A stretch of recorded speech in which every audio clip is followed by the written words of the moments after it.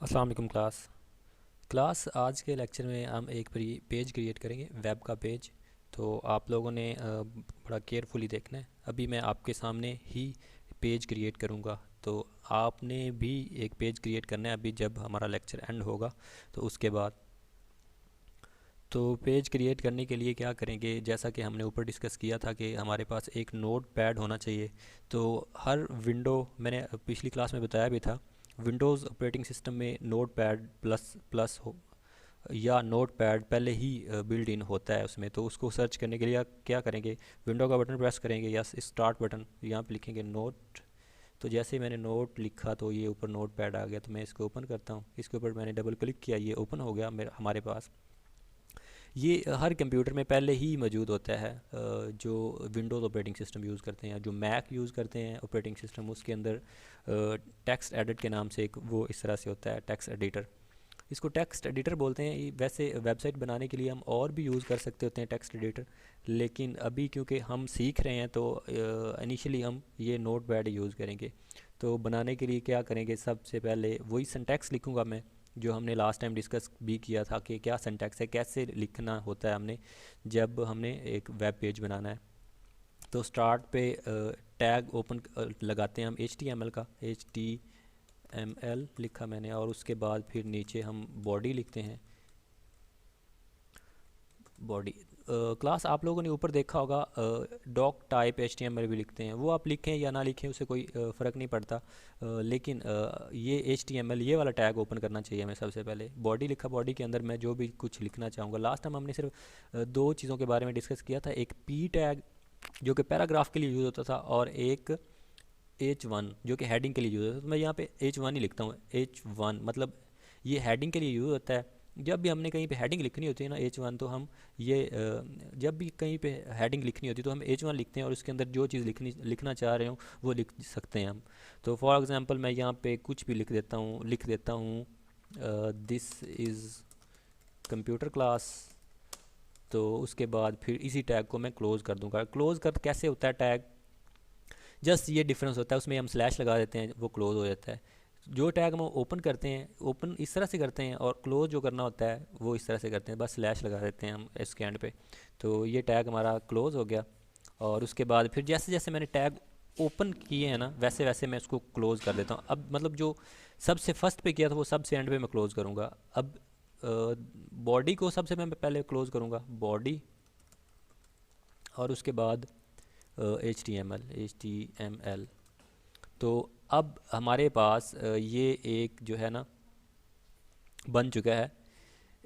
वो सिंटैक्स जैसे ऊपर लिखा हुआ था वो मेंशन हो चुका हुआ है। तो मैं अब इसको सेव करूँगा। सेव करने के लिए क्या करेंगे, हम फाइल के ऊपर क्लिक करेंगे, फाइल के अंदर आके यहाँ पे सेव।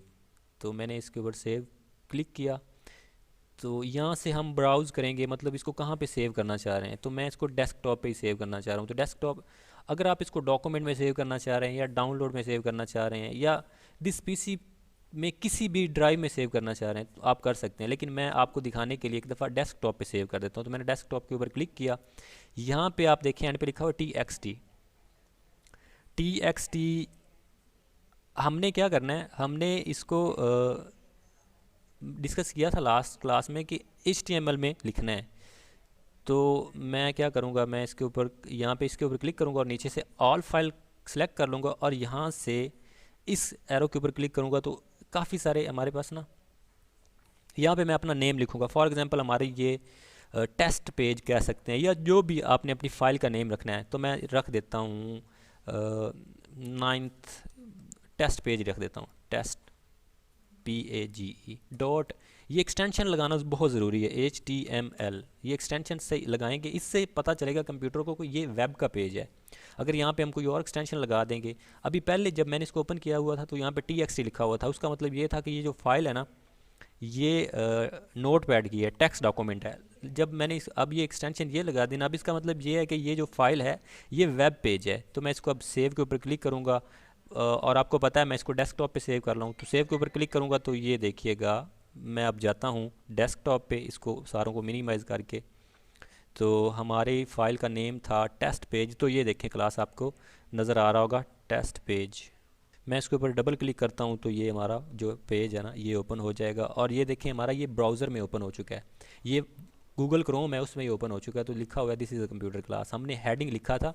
तो अभी सिर्फ हमने हेडिंग ही लिखा था, अभी और कोई चीज़ें मैंने लिखी ही नहीं, उसमें पैराग्राफ वगैरह लिखा ही नहीं। तो इसी तरह से अगर मैंने उसमें पैराग्राफ लिखना है तो हेडिंग के नीचे पी का टैग ओपन करेंगे, उसमें जो भी मर्ज़ी अपनी से लिखना चाह रहे हैं वो लिख देंगे, और उसके बाद उसको बंद कर देंगे और सेव कर देंगे। तो अगर इसी को मैं दोबारा इसी के अंदर चेंजिंग करने के लिए मैं क्या करूँगा, नोट पैड की फ़ाइल मेरे पास अभी ओपन है क्योंकि मैंने इसको क्लोज़ नहीं किया था यहाँ से। तो मैं यहाँ पे नीचे पी का टैग ओपन करता हूँ और यहाँ पे कुछ लिख देता हूँ, पैराग्राफ लिख रहा हूँ मैं, दिस इज़ ओवर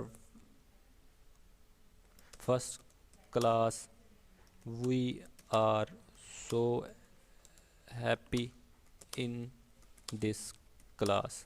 ये आप जितना मर्ज़ी आगे लिखना चाहें लिख सकते हैं। तो मैं यहाँ पे इसको क्लोज़ कर देता हूँ पी टैग को, तो मैं पी लिखूँगा इसमें और इसको क्लोज़ कर देता हूँ और इसी को सेव कर लेता हूँ दोबारा से। इसी को मतलब मैं नए सिरे से एक नया पेज नहीं बना रहा, सिर्फ उसी के अंदर चेंजिंग कर रहा हूँ। तो मैं फिर सेव के ऊपर क्लिक कर दूंगा। अब ये दोबारा से हमें सेव नहीं करना पड़ा, नेम वगैरह नहीं देना पड़ा क्योंकि ऑलरेडी ये फाइल सेव है।